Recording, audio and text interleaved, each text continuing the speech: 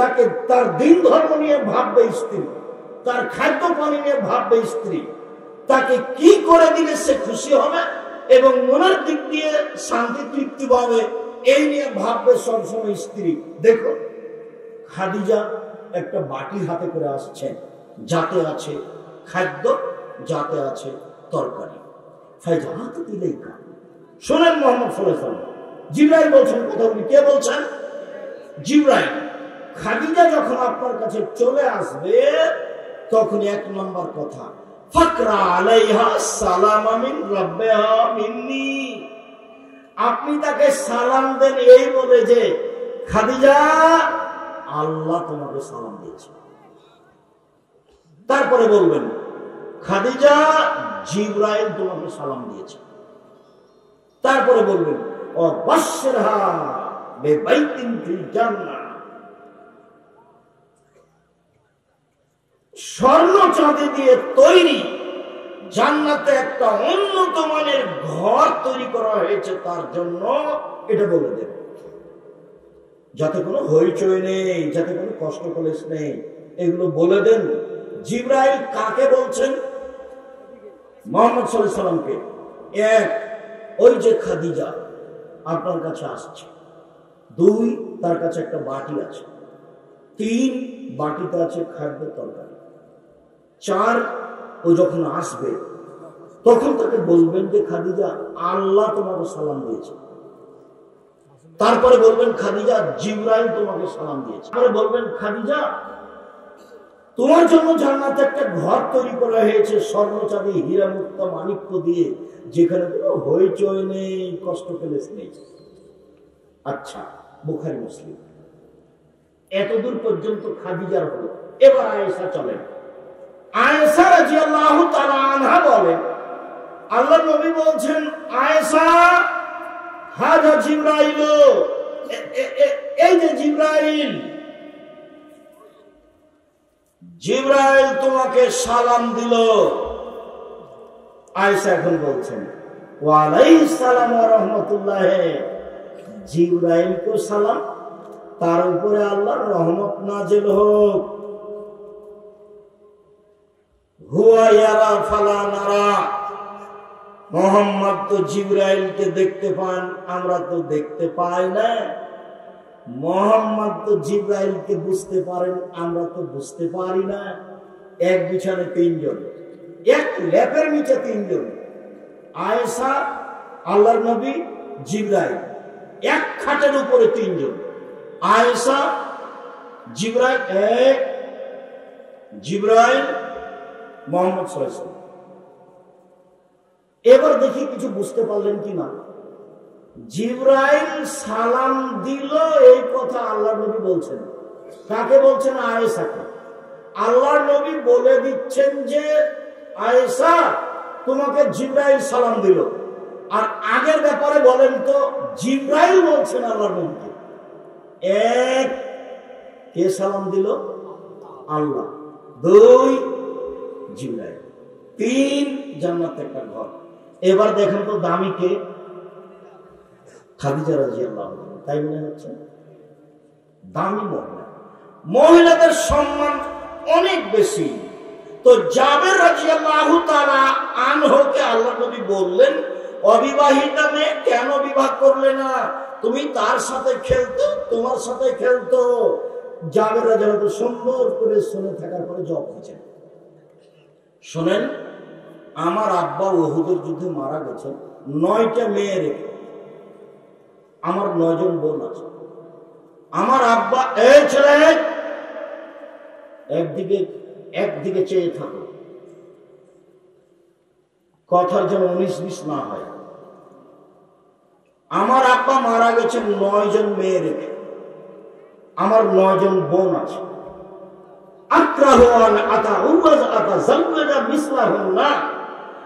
এদের মতো কম বয়সের মেয়েকে আমি বিবাহ করতে রাজি নই। অনেক বর্ণনা এসেছে বুখারী। খারকা, এদের মতো কম বুদ্ধির মেয়েকে আমি বিবাহ করতে রাজি নই 4টা কারণে। এক, আমার স্ত্রী যেন আমার বোনদেরকে বিদ্যা শিখাতে পারে।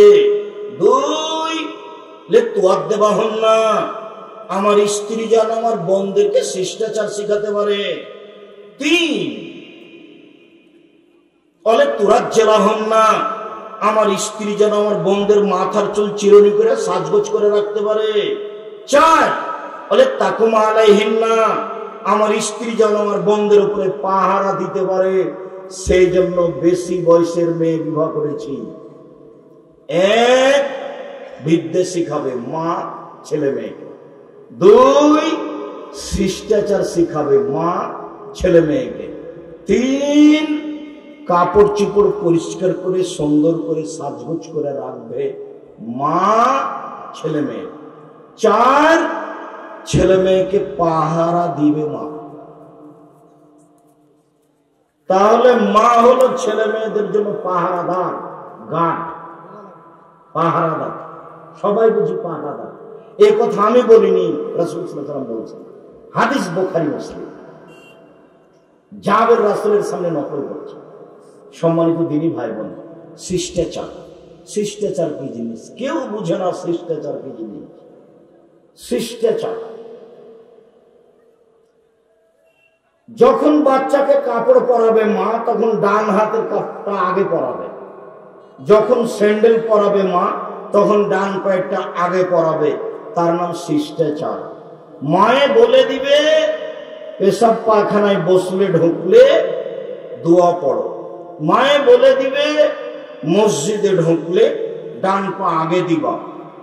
মায়ে বলে দিবে ডান হাতে গিলাস ধরে পানি পান করবা।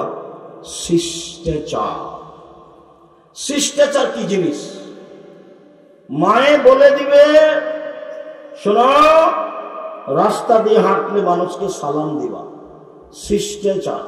বাড়ি থেকে যখন বের হবা তখন আমাকে সালাম দিয়ে বের হবা। শিষ্টাচার। মাই জানে না শিষ্টাচার কাকে বলে। কি দিয়ে ছেলে মেয়েকে মা শিষ্টাচার শিখাবে? শিষ্টাচার। সকল নবীর ছিল 10টি শিষ্টাচার, সকল নবীর ছিল 10টি খাসলাত, সকল নবীর ছিল 10টি বৈশিষ্ট্য, অভ্যাস। 1 মোচ কেটে ফেলা, চেঁচে ফেলা নয়। 2 দাড়ি বড় করা। দাড়ি চেঁচে ফেললে আল্লাহর পক্ষ থেকে অভিশাপ হবে। দাড়ি চেঁচে ফেললে মানুষ নারী হতে চায়, দাড়ি না থাকা নারীর সাদৃশ্য। দাড়ি চেঁচে ফেললে চোখের পাওয়ার কমে যাবে। দাড়ি চেঁচে ফেললে স্ত্রী মিলন ক্ষমতা কমে যাবে। দাড়ি চেঁচে ফেললে আল্লাহর পক্ষ থেকে তার উপরে অভিশাপ হবে। শিষ্টাচার। পেশাব পায়খানার পরে পানি দিয়ে পবিত্রতা অর্জন করতে হবে। আগে ঢের টিস্যু পেপার পরে পানি, এই কথা মিথ্যা। আগে ঢের টিস্যু পেপার পরে পানি, এই কথা মিথ্যা। যখন পানি নেই তখন ঢের টিস্যু পেপার, এটাই সত্য। আবার পানি থাকা সত্ত্বেও ঢেল নিয়ে টিস্যু পেপার নিয়ে 40 কদম হাঁটা, পায়ের উপরে পা উঠানো, খক খক করে কাশা, এগুলো নোংরামি, এগুলো শরীয়ত নয়। পেশাব পায়খানার পরে পানি দিয়ে পবিত্রতা অর্জন করতে হবে, এটাই সব নবীর শিষ্টাচার। আগে ঢের টিস্যু পেপার পরে পানি, এটা মিথ্যা। আর এইভাবে হাঁটা তো শরীয়ত মেনে নিতেই পারে না। পুরুষকে পবিত্র হওয়ার জন্য যদি টিস্যু পেপার নিয়ে 40 কদম হাঁটতে হয়, পায়ের উপরে পা উঠাতে হয়, খক খক করে কাশতে হয়, তাহলে তার স্ত্রীকে করতে হবে না? তার স্ত্রীও ঢেল নিয়ে 40 কদম হাঁটবে কেন? এ জান্নাতে যেতে চাই, ও যাবে না? ওই পায়ের উপরে পা উঠাবে, খক খক করে কাশবে। তখন কে বলছে তাহলে এটা পুরুষকে কেমন কেমন লাগবে? তো পুরুষও যখন এভাবে হাঁটে তখন নারীকেও কেমন কেমন লাগে, একই বিষয়। মানে এটা ধর্ম নয়, এটাই নবীগণের শিষ্টাচার যে পেশাব পায়খানার পরে পানি দিয়ে পবিত্রতা অর্জন করতে হবে। তারপরে শিষ্টাচার, নখ কেটে ফেলতে হবে। পুরুষ নারী সবার হাতের নখ বড় রাখা, নখে নেইল পালিশ দেওয়া, ইহুদি খ্রিস্টানদের পতিতালয়ের বৈশিষ্ট্য, মহিলাদের বৈশিষ্ট্য। নখ বড় রাখা, নখে নেইল পালিশ দেওয়া ইহুদি খ্রিস্টানদের পতিতালয়ের মেয়েদের বৈশিষ্ট্য। নখ বড় রাখা, নখে নেইল পালিশ দেওয়া ইহুদি খ্রিস্টানদের পতিতালয়ের মেয়েদের বৈশিষ্ট্য। কপালে টিপ দিতে পাবে না, এটা হিন্দুদের নীতি। হিন্দু মেয়েকে বিবাহ করার 10টি পদ্ধতি ছিল, তার একটি পদ্ধতি হলো রাক্ষসী বিবাহ। মেয়ের হবে তার মানে তাকে সাজগোজ করে থাকতে হবে। সাজালে পূজালে হয় নারী, আর লেপলে কুচলে হয় বাড়ি। চাঁপাইনবাবগঞ্জের এলাকার ভাষা। সাজালে পূজালে হয় নারী, আর লিপলে কুচলে হয় বাড়ি। নারীকে সাজগোজ করেই থাকতে হবে। ভাত চাউল ধান সিদ্ধ করে কালি মেঘে থাকা ঠিক নয়। এটা আল্লাহ রাসূলও চায় না। ওরা সব সময় সুন্দরী হয়ে থাকবে, এটাই মুহাম্মদ সাল্লাল্লাহু আলাইহি সাল্লাম চায়। বলছিলাম সম্মানিত দিনী ভাই বোন, নারী বুঝতে পারবে না নিজের মর্যাদা, যার কারণে ভুল পথে চলল। রাসূল সাল্লাল্লাহু আলাইহি সাল্লাম বলেন, মহিলারা যদি 4টা কাজ করে তাহলে জান্নাতে চলে গেছে। 1, 5 ওয়াক্ত সালাত, 2, রমজান মাসের রোজা, 3, স্বামীকে মেনে চলা, 4, জেনায় লিপ্ত না হওয়া। এই 4টা কাজ যদি করে তার জন্য জান্নাতের সব দরজা খোলা। মুহাম্মদ সাল্লাল্লাহু আলাইহি সাল্লাম বলেন, এই ছেলে বসো, তুমি কি ব্যস্ততা দেখাচ্ছ? থামো, আমরা কাছাকাছি চলে আসছি, তুমি প্রয়োজন দেখায় না, পরিবেশ নষ্ট করো না। যে বাচ্চা ছেলে আপনার পাশে বসে আছে ওকে খুব সতর্ক সাবধান করবেন, ও যেন পরিবেশ নষ্ট না করে। আমরা অল্প সময়ের মধ্যেই আলোচনার শেষের দিকে চলে যাব, কাজেই বিরক্তিবোধ আমাকে দেখাবেন না, আপনি ধৈর্যের পরিচয় দিবেন। সম্মানিত দিনী ভাই বোন, আল্লাহ নবী বলছেন, নবী ফিল জান্নাহ, নবী জান্নাতে যাবে। আর শহীদ ফিল জান্নাহ, শহীদ জান্নাতে যাবে। আর সিদ্দিক সত্যবাদী ফিল জান্নাহ, জান্নাতে যাবে। ও নিসা আহলুল জান্নাহ, মহিলারাও জান্নাতে যাবে। এই কথা বলে আল্লাহ রাসূল চুপ থাকলে ভালো হতো, কিন্তু মহিলারা জান্নাতে যাবে এই কথা যখন বললেন তখন আল্লাহ রাসূল আরেকটা কথা বাড়িয়ে দিলেন। ওই মহিলা যে বেশি বেশি সন্তান দিতে পারে, ওই মহিলা কোন সময় যদি স্বামী রাগ করে তাহলে স্বামীর হাত ধরে বলে, যতক্ষণ পর্যন্ত খুশি না হবেন ততক্ষণ পর্যন্ত আমি কোনো কিছু খাবো না। এই নারী হলো জান্নাতি নারী। আবার বুঝেন, 1, নবীগণ জান্নাতে যাবেন, 2, শহীদেরা জান্নাতে যাবে, 3, সত্যবাদীরা জান্নাতে যাবে, 4, মহিলারা জান্নাতে যাবে। আগের 3 ব্যক্তির ব্যাপারে কিছু বললেন না। চতুর্থ ব্যক্তি নারীর ব্যাপারে বললেন, ওই নারী যে নারী বেশি বেশি সন্তান দিতে পারে, ওই নারী যে নারী স্বামী অসন্তুষ্ট হলে হাতে হাত রেখে বলে, যতক্ষণ পর্যন্ত আপনি খুশি না হবেন ততক্ষণ পর্যন্ত কোনো কিছু খাবো না, এ নারী জান্নাতি নারী। রাসূল সাল্লাল্লাহু আলাইহি ওয়াসাল্লাম বলেন, খায়রুন নিসায়ে, পৃথিবীতে সবচেয়ে দামি নারী ওরা। এই যে আমার হাত আথু, স্বামী আদেশ করলে পালন করে। ওই যে নাজারা ইলাইহা সারাথু, স্বামীর সাথে কথা বললে হাসি মুখে বলে। ওই যে গাবানহা হাফেজাথু, স্বামী বাড়িতে না থাকলে নিজেকে কন্ট্রোলে হেফাজতে রাখে, কারোর সাথে প্রেম প্রীতির গল্পে লিপ্ত হয় না। 3টে গুণ আছে যে নারীর, সে হলো সবচেয়ে দামি নারী, ও জান্নাতে যাবে। 1, স্বামী আদেশ করলে পালন করে, 2, স্বামীর সাথে কথা বললে হাসি মুখে বলে, তিন, স্বামী বাড়িতে না থাকলে নিজেকে কন্ট্রোলে রাখে। মনে থাকবে না? থাকবে তো? রাসূল সাল্লাল্লাহু আলাইহি সাল্লাম বলেন, আর দুনিয়া কুল্লুহা মাতা ওয়া খায়রু মাতা'id দুনিয়াল মারাতু সালিহা। সারা পৃথিবীর সম্পদ, সবচেয়ে দামি সম্পদ হলো নারী।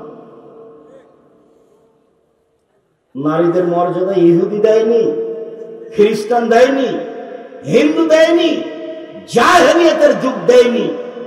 যার সম্বন্ধে একটা বই দেখবেন, বইয়ের নাম কেন এই নির্যাতন কি তার প্রতিকার। বইয়ের নাম কি?